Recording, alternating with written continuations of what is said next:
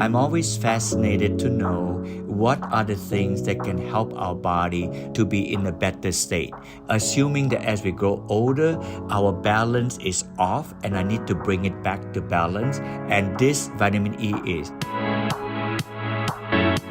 Dr Barrie Tan is a leading expert on vitamin E. He is the president of American River Nutrition. He says his mission is simple: to improve the everyday health of people. Hello again and welcome to the Live Long and Master Aging podcast. I'm Peter Bowes. This is where we explore the science and stories behind human longevity. This episode is brought to you in association with Clinique La Prairie, the award-winning spa clinic and pioneering health and wellness destination nestled on the shores of Lake Geneva in Montreux, Switzerland. Combining preventative medicine with bespoke lifestyle and nutrition plans, Clinique La Prairie offers a holistic approach to living fuller, healthier, and longer lives. In this episode, we're going to discuss the role vitamin E plays in human longevity and how much attention we should pay to it in our daily lives. Dr. Tan, welcome to the Live Long and Master Aging podcast. Thank you. Thank you for inviting me. Looking forward to this. Great pleasure to talk to you. Let's go straight to the heart of the matter. What is vitamin E?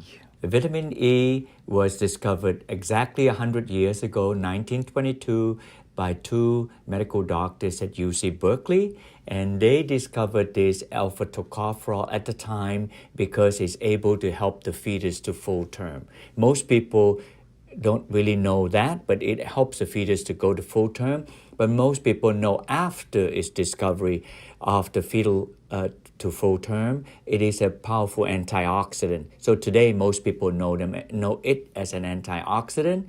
My role in vitamin E is not in its discovery. I simply is not old enough for 100 years in it. But in 40 years after the discovery of tocopherol, a very similar compound to the original vitamin E, not tocopherol, it's called tocotrienol. It was discovered by two groups separately, one at the USDA in the Midwest and the other one in University of Liverpool. They extracted this from rubber, and then they found out this compound very similar to tocopherol, and it's called tocotrienol. That probably was in the mid-60s, and I started my career 20 years after that in the mid-80s, and then I started to study this tocotrienol and have stayed ever since in the 40 years. Just tell me a little bit about your career that you refer to there. You studied chemistry and biochemistry in New Zealand. Yes. I went to, my original home is Malaysia, and New Zealand and Australia aren't too far away. So I went to school in University of Otago in Dunedin on the Southern Island. Was there for the entire 9 years to get my bachelor's and PhD degree in chemistry and biochemistry. Then a short trip over to Auburn University, Alabama, where I did postdoc, did a cancer study, and then soon after that, I started my career as an assistant professor at the University of Massachusetts in Amherst, Mass. And I've never left the area, even though after 10, 11, 12 years, I left the university. So in the last 30 years, I've been focusing on discovery, almost like a medicine man and yet not, to look for compounds in nature. If I discovered it, then I must figure out a way how to extract them, to study further, and if it further yields fruitful result, then how to materialize the usefulness of this natural extract for the human soul. So we're going to do a dive into vitamin E. I mentioned American River Nutrition in my introduction. Just tell me a little bit more about it. You started with your wife. Yes, my wife Elizabeth and I started this. When we started the company, I was very fascinated to focus on lipid-soluble vitamin. The lipid-soluble vitamins are vitamin A, D, K, and E, and this kind of compound. B and C are exception. They're water-soluble, and they're found quite abundantly in nature if you know how to get it. And it was an accidental find for me, Peter, where I was in South America probably about 25 years ago, looking for something else. And then I saw this plant, beautiful anato plant, discovered about 500 years ago during the Spanish inquest into South America. And then about 100 years, 150 years later, the British also stumble into it, and they call it the lipstick plant. So if you go to a botanical garden to look for anato plant, sometimes referred to as the lipstick plant, or the Spanish call it achote, and the Portuguese word is urucum. So either one of those words will take you to it. In the West, however, the popular use of it is to color cheese, the yellowish orangey hue, Dorito chips, macaroni and cheese, those kind of things are from anato color. So my role in this is the color mask the beauty of the nutrient inside. So I was fascinated with this plant because somehow the colors stay good for a long time. So I surmised, Peter, that something potent is protecting the color. So I removed the color, Bixin, which is used in every facet in the West. Then I noticed that there's a powerful antioxidant. At the time, I was expecting this to be a polyphenol. Many people talked about that, but then I found out that, it is not a polyphenol. Then more surprisingly, it is a vitamin E. And most surprisingly, it is a vitamin E that is devoid of tocopherol, which is a common one. Instead, it is a rarer one, tocotrienol. Now, the chance finding of this, I already have been studying tocotrienol now for 20 years before that. So I immediately embark on study on all chronic conditions of tocotrienol. The reason I went with this with gusto, Peter, was at the time I already knew the common tocopherol vitamin E doesn't do any good, only as an antioxidant.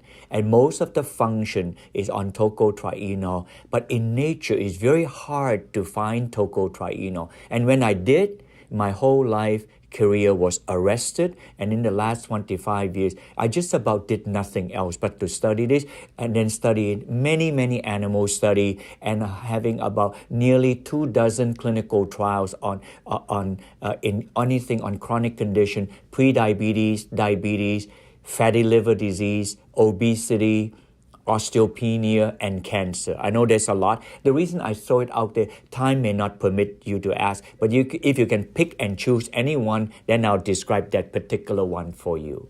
Well, let's go back to maybe some basics and look at vitamin E. And this is a podcast focused on human longevity. It is focused on aging. So in terms of the essential components of vitamin E as we grow older, what are the benefits? The main benefit, if you say somebody is not ill or sick like that, would be, if you think of the human body, we have 38 trillion cells. Think of the cell like a bean shape. And this is as basic as you can get it, and on longevity. And in the cell, there's a cell wall. You gotta have a cell wall to contain all the constituent of the cell, like the nucleus that make you look like you and me look like me, or like the mitochondria that produce energy. That's all inside the cell. So in a sense, this is a gated community. Only the nutrient goes in and the waste goes out. But if the cell wall is compromised, then aging properly as we know it will be compromised in the most rudimentary sense. 38 trillion is a big number. It approximates to about 5,000 times the population of the Earth. So if you think of a human body containing 120 to 180 pounds, it has this 38 trillion cells, and the cell walls need to be protected. Now, this is where the rub is. More than half of the cell wall is fat. And the fat is the lowest lying food to go bad. Think of you driving past a roadkill on a summer day, or you put a stick of butter out on the thing and you return to smell it 2 hours later. That off smell is fat going off. Yes, protein can go off. Yes, carbohydrate, even your DNA, nucleic acid can go off. none go off as fast as fat. So therefore, in my judgment, since more than half of the fat is in the parts of our body we cannot see. If you hold your love handle, that's only part of the fat you can see. And therefore, and in those parts, the vitamin E is the most common substance that protect the fat from going bad, and they reside. They are situated, they domicile right in the cell wall. Most people don't bother to tell you that. Peter, once we understood that, that is the rudimentary understanding of longevity as I understand it. My understanding of vitamin E has always been that it was one of those vitamins that, yes, we get from our diet, and probably one of the lesser likely ones that we need to supplement with if we are eating a balanced diet, that we probably don't need to worry about it. Is that fair enough as an observation? That is fair enough as an observation as to our understanding of to the RDA, the recommended daily allowance that the US government provide. And they say that 100% RDA would be about 10 to 15 milligram. If you stay by that rule, then 10 to 15 milligram true. You can get it from mostly vegetable oil and fat. That's where the plant makes them. They put them in the fat tissues. And for obvious reason, plant never makes anything for human being. It's only in our head that we think that they make it for us. They make it to protect itself. And isn't it interesting? When the plant makes vitamin E, they put it in the fat to protect the fat from oxidation. So therefore, if you eat a lot of vegetable oil and fat, and we try to reduce that for management of our health, then you get in the vitamin E.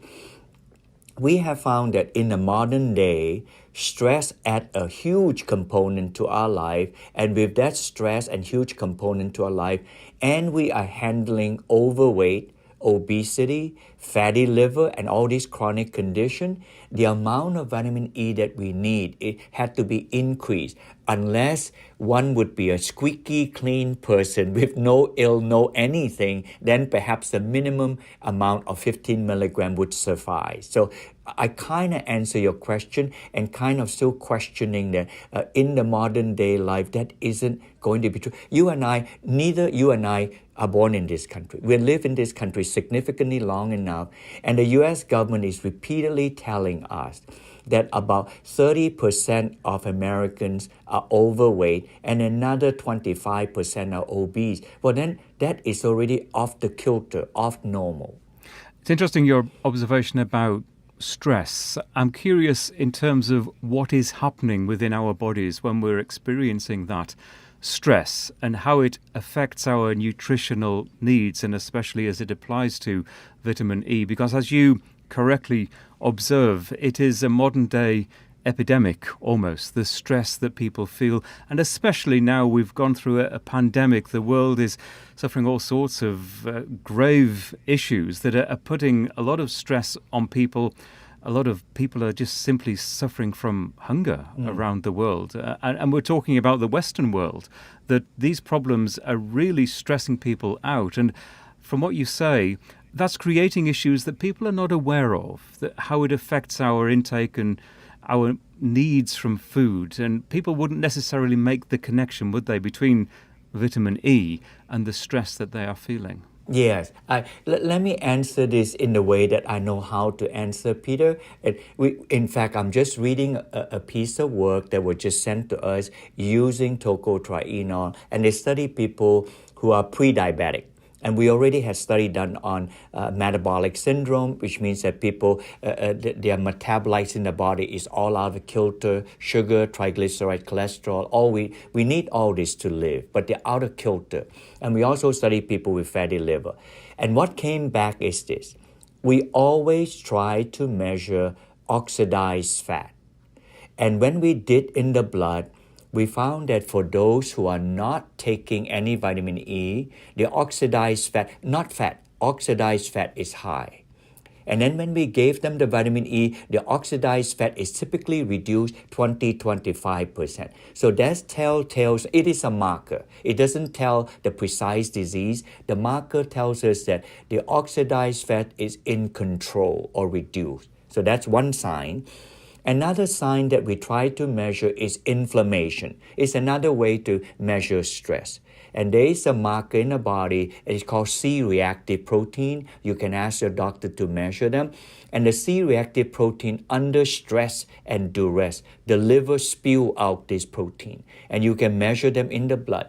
And when we gave them vitamin E tocotrienol, the C-reactive protein also dropped approximately 20 to 30%, depending on the condition that we study. So those two markers tells me that the oxidative stress is reduced because we see that the fat getting oxidized is reduced and the inflammation is also reduced. And then this last one, we did not count for this in the design of the study. When we were measuring people with fatty liver disease, clearly fatty liver disease is in other words, we are consuming food that are too much carbohydrate and too much fat, such that our liver look like somebody who have gone to alcohol abuse with cirrhosis. Now that statement is just massive. It was only discovered by Mayo Clinic in 1980s, and it's simply long archaic word, non-alcohol fatty liver disease. And it's so named because the liver looked like somebody with liver cirrhosis, so we decided to take it on to study it, and it massively reduced steatosis, which is fat in the liver, and fibrosis. If the fat is not controlled, they'll have scarring tissue fibrosis, and we saw that reverse. All this is to say, because I know you are asking the question, if I don't have all this concern, how do I reduce the stress in my life? And I would say the measurement of oxidized fat and the measurement of inflammation, we saw clear distinction it would reduce, but this amount needed above that of the 100% RDA that the government sets. We've talked about the relationship between vitamin E and perhaps the everyday stresses that people might be feeling. I think the question that most people will have is, well, how do I know? How do I know that I need to perhaps pursue some vitamin E supplementation to add to what I'm getting through my diet? Yeah. What is the test? What should people do? The best test would be to learn it from a blood work that the doctor would provide, measuring inflammation, measuring the metabolites like sugar, triglyceride, and cholesterol. They call it the lipid panel. If one does not want to do blood work, it's a little bit of a crapshoot, but you can still do. If you look into your skin, only because the skin is the only organ outside our body, and if it looks scratchy, patchy, and not very vascular, that would be telltale sign of what's inside is not going to be good. That would be the only measurement that I know of. We learn this also indirectly. I'll give you two examples. In two of our clinical study, one were in breast cancer patient. They were taking tocotrienol, vitamin E, for breast cancer, now the context. And when they start taking it, clearly it worked to mitigate chronic condition like breast cancer, very severe. But they were reporting that with radiation and their skin, they noticed that their skin got better. So that is a telltale, even though that was not the intent. The other one was people with severe inflammation, meaning lupus, they cannot move their hand, or rheumatoid arthritis. People who have this will immediately know what I meant. When they start taking this vitamin E, they notice that their severe inflammation is reduced on conditions like lupus and rheumatoid arthritis.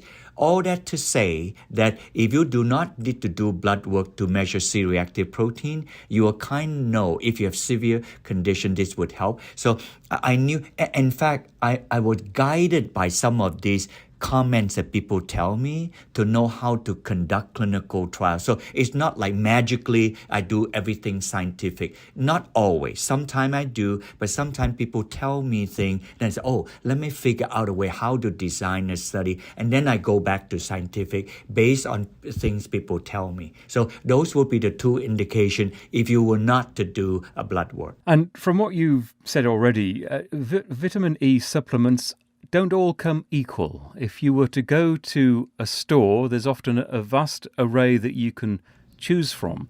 Where do people start in determining what is best for them? Okay, that is an excellent question. If you go to a store to buy vitamin E, unlike some other vitamins, 90% of the vitamin would be tocopherol, which means that you don't want it. You have enough tocopherol from your food. So you want to look for the word tocotrienol. And 10%, which means 1 in every 10 bottles of vitamin E would be that. And then further, you want to distinguish it. There's only 3 sources of tocotrienol. All 3 I have discovered over my 30 years career like that. One from rice, from palm, and from annatto. From rice and from palm, about 25 to 50% of the vitamin E is tocopherol. So they're good, but they're not good enough. And then annatto is the only source in my entire life of studying these that it is free of tocopherol. It contains vitamin E, only tocotrienol.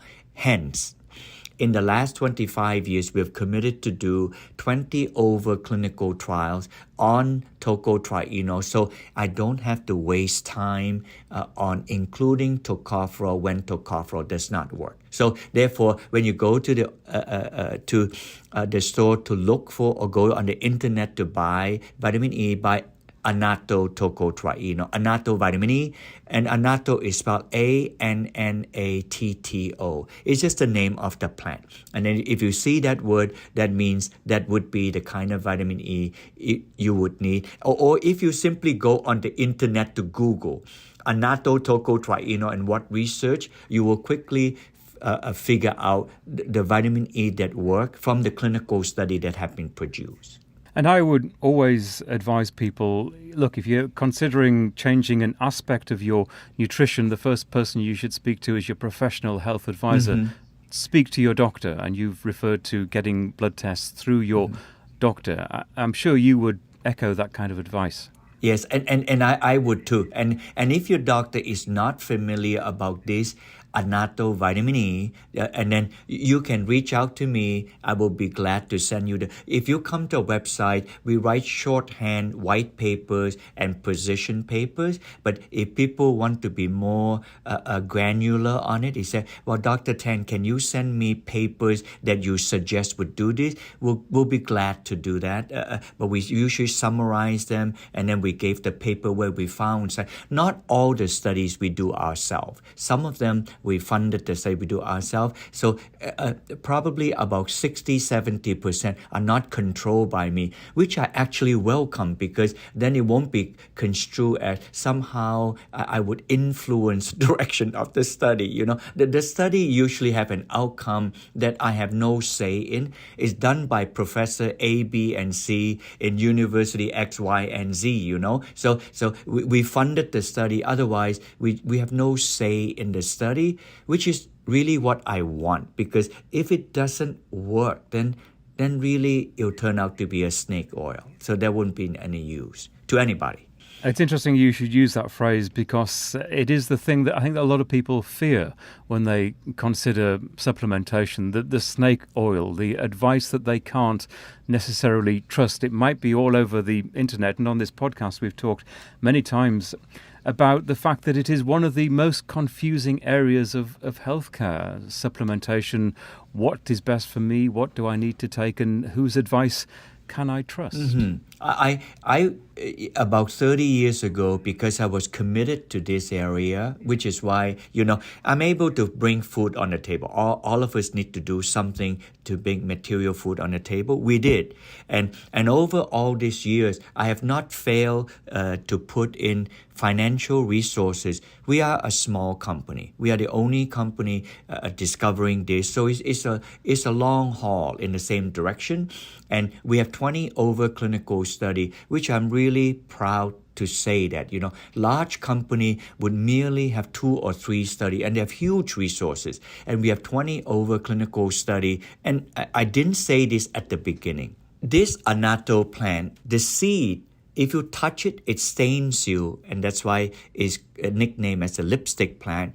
Keratin in life is normally protected in the cell. For example, if you cut carrot, the beta carotene, you can't reach it unless you put it on a stir pan and then you raise the temperature. You can see the oil becoming yellowish, orangey color. Or if you slice tomato and you make Italian sauce, you cannot easily access the lycopene because they're inside the cytoplasm, the cell of the plant. That is how these unstable keratins are protected. And then if you eat lobster or crustacean, if you ever come to New England, they're yucky green-blue color. The moment you cook them, they deproteinate. The protein detach from them, and then they have the wonderful red color. I use this as an explanation every time without fail. However, with the annatto plant, if you touch it, it actually stains your hand. So all this to say that it is not protected or bound to something. That was when I theorized there's got to be a physical, super powerful antioxidant that protect the plant. I was just lucky to ask the right question. Most of the time when I ask this kind of question, Peter, they're like, they will enter a cul-de-sac. It's a dead end. I can't get anything out of it. But this turned out to be not a dead end. And I remember it so clearly. The year was 1998, 99, like that. So when I did, there are 50, I'm trying to touch on something spiritual. There are 50 million chemicals on earth. And most of the people who went to Amazonia to look for this, that, and other thing like a medicine man, they are probably bitten to death by a snake or killed by a pathogen-borne mosquito like that. I'm not even a medicine man. I can't speak a word of Spanish, and a lot of things being my Chinese background to go to China and Southeast Asia. That was not where I went. I went to South America looking for something else, not this. Stumble on this, and then I theorized that there got to be a very powerful antioxidant, and it's known for 500 years. And why do I have the privilege to find this thing out and discover this vitamin E? Because of that intuitive find and spiritual find, I've committed my life to study. If this is something God gives to me, then I need to figure out how this can be useful. So now to shorten it all, in the 25 years I've done this, we probably work with a dozen universities, many endless number of animal study, then culminated to 20 to 25 clinical studies. I am now very confident. And even some of them I cannot even afford. Do you know we have 7 to 8 clinical studies done in the Kingdom of Denmark? They are fantastically well off. They decided to go after 4 cancers. And the 4 cancers that they study are ovarian, breast, lung, and colon cancer. We have to provide the medicine. They have to do the clinical study out of their account. It probably costs about $15 million like that. So far, this kind of study take a long time. So far, the breast cancer did not prove come out positive. So they're going to repeat the breast cancer study. But the ovarian cancer came out positive and is able to extend the life of people with ovarian cancer. So I will return back to the audience listening. What is there not to like? When the study like that, when only medicine can barely do this, these are stage 4 cancer patients. They do not have any options left, and they're able to extend their life. So for me and my wife doing this is this is a gift, and they're 50 million. I happen to stumble a 1 or 2 out of 50. That's a crapshoot for sure. It's a lottery. So that's why we're very committed to the extent that for the X number of years I still in a career doing this, I will continue to get the maximum number of clinical study so that the audience would be able to see what this may or may not be useful to them. You've personalized your research in a beautiful way. You've talked about the spiritual connection to what you do, which I think leads me to this question, and I often ask this of people. As you look at your own life and you think about your own human longevity, the years ahead for yourself, do you have aspirations? Do you have a goal? And is there anything that you do in your life that is particularly focused on your longevity and the years ahead?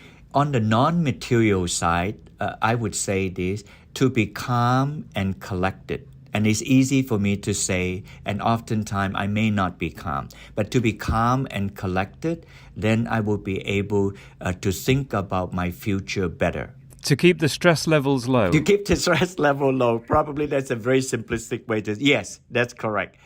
And on the material side, because I'm a chemist, I'm always fascinated to know what are the things that can help our body to be in a better state. Assuming that as we grow older, our balance is off and I need to bring it back to balance. And this vitamin E is. In terms of your longevity, do you have specific aspirations? I talk to a lot of people who say and believe very seriously that they can live to 100 or 110 or 120, which is about, I think, the maximum age that people believe that we can live to, considering the current state of science. I think for at least for me, I need to believe in something or someone bigger than me, because I'm finite and I cannot live forever. So to believe in something larger than me, and this is not telling people what to be. When I was in New Zealand as a student, I was always raised in a family that is animistic, maybe a Buddhist and Taoistic. But when I was in New Zealand, I learned that there is a place that there is a God. And then I believe that personally, and over the last 45 years, that have been a very stable rudder in my life. So that would be I know this is not that a place for me, but since you asked, that would be in my life for that. I think on the material side, because to make our body good and to make our body stay the same, and it's hard for us to keep the balance when I was in my 20s, when I was in my 50s, and now I will be 70 next year, like that. And for me to have the good mind and to continue to exercise, I'm doing. And then I'm trying to keep a balance so that my life would not be consuming as much carbohydrate and fat as I did when I was younger. So that would be more in the material world to do this. The supplement we mentioned, that is vitamin E and GG, that's a little different. Those are not normally things that you can find from your normal food. They are more supplemental to your normal food. I do that. I'm also not adverse to medication. If I'm sick, I need to go and see a doctor, I would. But I usually read on allopathic medicine what are the side effects, how it might interfere in my life, so that in understanding that, then I can also take steps to block those interferences while I'm taking the medicine. So it's an indirect way to answer your question, Peter. And just one final thought, and really coming back to where we started, and that is the importance of vitamins. What do you think of multivitamin supplements? I think that is, when people talk about supplementing their diet, a lot of people will opt for the multivitamin option because they believe they're getting essentially a little bit of everything. And it kind of takes the thinking away from figuring out precisely what you need. Well, if I'm taking one of these multivitamins, I'm probably going to be okay. Is that fair? That is fair. It's kind of like a catch-all. The list is usually about 15 to 20, like that. I have taken multi for a long time. I stopped because of for vitamin E, they always put tocopherol, and it's not the vitamin E that I need, but everything else would be okay. Then I finally was able to convince one. So my record is not so good. I was only able to convince one company, if they can remove their vitamin E tocopherol and put tocotrienol, I would start to take them. And that company did. Fortunately, it's a health professional company. I'm not even pushing anything. They're called Designs for Health, and you can go on Amazon, you can buy them. They're probably one of the best known, if not the best known, health professional company. They decided to change, and I'm taking the multivitamin. And when they did my blood work on the balance of minerals and on all the other B vitamin, mine is right on balance. So I'm very happy to say, because I take a multivitamin that have the vitamin E as tocotrienol, then there's a balance. So thank goodness there's one company. So I'm resuming my taking of multi now. That's a fascinating insight. I really appreciate your time. This has been really interesting conversation. And as you have implied, there is much more to learn. And you've mentioned your website. I will put some more details of that website into the show notes for this episode. And you can find those at the Lama Podcast website. That's LLAMA podcast.com. And it is worth taking the time, I think, isn't it, to dive deep and just try to figure out the fact that issues aren't quite as simple as we sometimes think they might be, or even hope they might be. That when you're referring to one single vitamin, it is worth diving a little deeper to figure out what is best, what you need, and what the way forward is. Thank you so much for inviting me. I done hundreds of podcasts. I sent something good about your podcast, Peter, and you didn't ask me to do this. I think there is a sense in your podcast, Peter. You have an ownership of sincerity. I think that your listener will stay with you for a long time. And as I'm doing the same, I wanted to bear out the information to people that, to my best of my knowledge, that they are germane and are true. And if anything is not sure, I simply withhold and not comment, or I say I don't know. So blessings to all your listeners that listen to you. Hopefully you'll find some nugget of truth in something that I say. In other things that you don't get to hear, just come to a website of mine, and then you can download whatever white papers that we have. Thank you again. You're very kind, and I'm very grateful to you for your time. Dr. Barrie Tan, thank you very much indeed. Thank you. This has been a HealthSpan media production. You can contact me by direct message at Peter Bowes or email peter@lamapodcast.com. It's always good to hear your feedback on the interviews that we do. Thank you so much for listening.